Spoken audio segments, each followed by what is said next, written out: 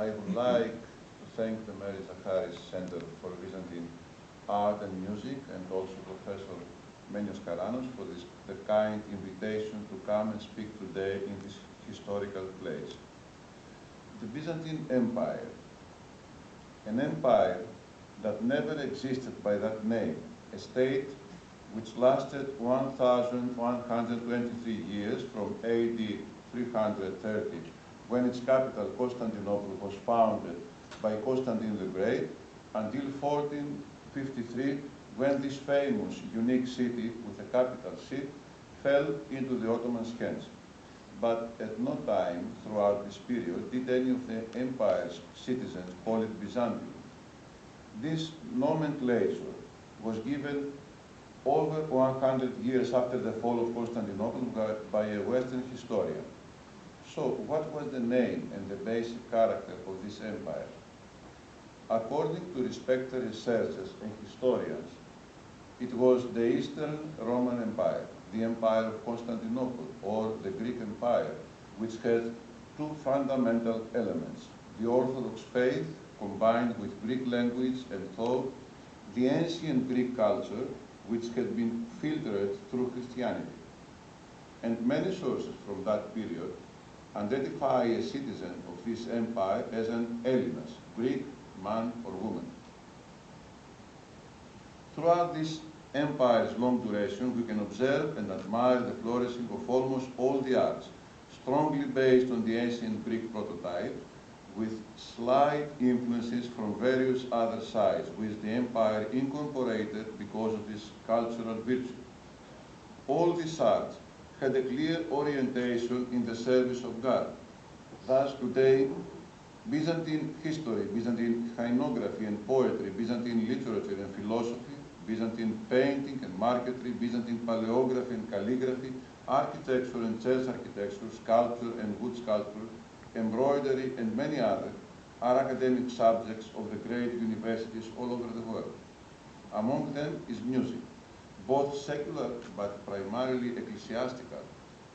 Byzantine music, or to be more precise, the musical science, chanting or the Psaltic art, having its origin in Greek music and the poetry of the Psalms, the Psaltic art features an unbreakable unity between lyrics, the verses of the hymns, and music, which has the purpose of glorifying God, supplicating Him, celebrating especially the resurrection of the Lord and the great peace, spreading devoutness to souls, narrating the important event of Christ's life and those of His Most Holy Mother and His saints during the holy services. As the hymnographers were producing new and admirable hymns, the composers also were composing the appropriate melodies to highlight the hymn's meaning. And in many cases, the hymnographer and the composer were the same person. From the foundation of the church on the day of Pentecost and for almost 800 years thereafter, this music was quite simple, although it gradually acquired some theoretical characteristics, like the 8 different musical ways, modes, tones, or tunes to chant a hymn. This is what we call in the Greek language ichos, or in the plural, ichi. And we can comment here that we certainly have more musical ways or modes that we can apply to an ecclesiastical poem, but the number 8 has a symbolic meaning in Orthodox theology. The creation of a written musical notation in about the 10th century was a decisive point, since it gave wings to the ecclesiastical musician to serve the worship of God through their compositions, but also to develop an art of high aesthetic value. Indeed, especially after 1300, many of the empire's maestro or expert musicians composed side by side with the most simple melodies, musical pieces which are unprecedented, long and expressive, with special melodic movements and shifts between the various modes. This musical creativity has lasted more than 7 centuries, up to our days, although it is clear that the briefer melodies called ecclesiastical musical pieces, more appropriate for the church, have their central position in the church's services. The center of the cultivation of this monophonic musical tradition was always the capital city, Constantinople.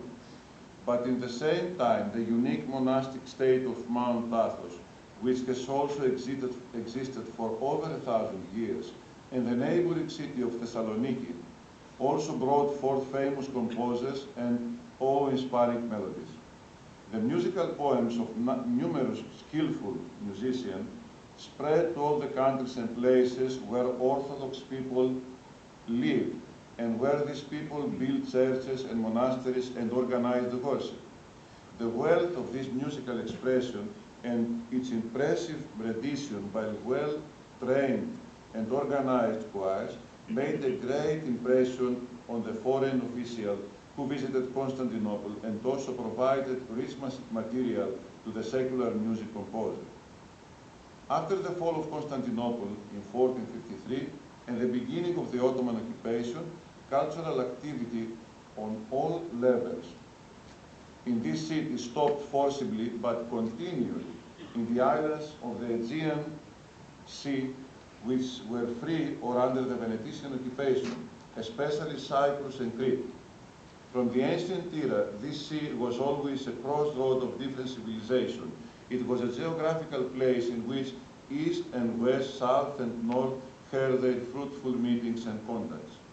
The Aegean Sea, which was the birthplace of the Minoan and Cycladic civilization in antiquity, is also the place in which today someone can visit and admire the sanctuaries built by the ancient Greeks, such as on Delos Island, and then kneel inside the adjacent medieval monastery or church which was founded during the Empire's day. See the Christian monuments and hear the ecclesiastical music. This music carries in its notes and melodies archaic chanting elements, just as the Byzantine iconography took elements from ancient illustration. Byzantine hymnography assumed expressive forms from the Greek ancient poets, and the great Hellenic Greek philosophers of the 3rd and 5th century BC are painted on the outside walls of Christian churches. The sea routes between the Aegean Islands and the wind led the ships and the people from Constantinople to Venice, from Italy and Spain to Kythera and Cyprus, and then to the Holy Land of Jerusalem, from Mount Athos to Crete, and vice versa. And the more or less well-known artists who transmitted this culture were practicing, teaching, and applying their art in all places, but especially to the Aegean Islands.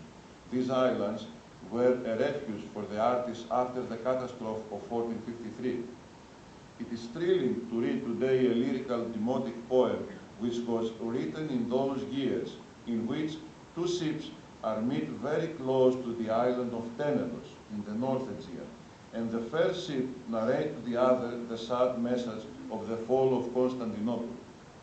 280 years later, a Nero-monk priest-man, who came from the same island, wrote an ecclesiastical musical manuscript which is now lost. According to a researcher who had studied it before 1922 in Smyrna, the scribe finished his volume with these words: I, Meletius, the priest-man, whose birthplace is the island of Lefkofris of Troy, wrote this book in 1733. According to the Greek mythology, Lefkofris was the name of Tenedos Island, which lies opposite ancient Troy, and which we read about in Homer's Iliad. In the southern Aegean, it seems that the idyllic islands of Rhodes and Kos, which is very close to Rhodes, had an uninterrupted musical tradition before and after 1453. Emmanouil Giannopoulos, composer and poet, Nikolaos Tramuntanis, first chanter, Protopsaltis, Ioannis Savastos, the domestikos, it was a musical office, and some of the great musicians in this are some of the great musicians in these islands.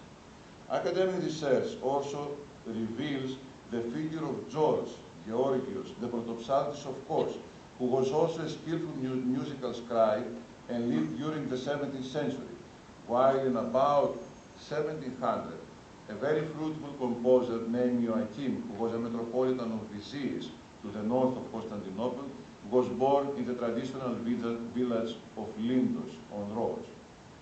Crete and Cyprus were the big neighboring islands in which all the ecclesiastical arts experienced remarkable growth. Speaking about music, we can also say that in these places we have found clear evidence of how ecclesiastical music influenced secular music. Even nowadays in Crete, there is a strong musical tradition, and someone can hear common villagers reciting and singing poems which have 15 syllables in every verse, called mandinades. This kind of poems, both ecclesiastical and secular, were very popular, and we can also read them in Celtic manuscripts from the 15th century onwards, or perhaps even earlier. In the collection at Duke University in North Carolina, I have found and published a musical manuscript written in about 1500 and 1520 by the Cretan musician Angelos Grigorios. This well-educated man wrote many hymns, composed various melodies, and copied manuscripts, both musical and of not musical content, such as Ludwig No. 2 of the Paul Getty Museum in Malibu, which contains a description of various animals and also some religious subjects. Among the other very interesting elements that we can study in the Duke manuscript are some plaintive verses to be chanted on Holy Friday in the church. Grigorios composed the first verse and then wrote the others in which we are to apply the same melody. These verses, which again each have 15 syllables, also have a folk version. Research in the small villages of Crete has located and recorded the same poem, but with a more extensive number of verses and simpler language, to be sung by ordinary people on the same day outside of the church as a lament. Its melody isn't the same with the one Grigorios copied in his manuscript in the beginning of the 16th century, but it is clear that it has a strong relation with another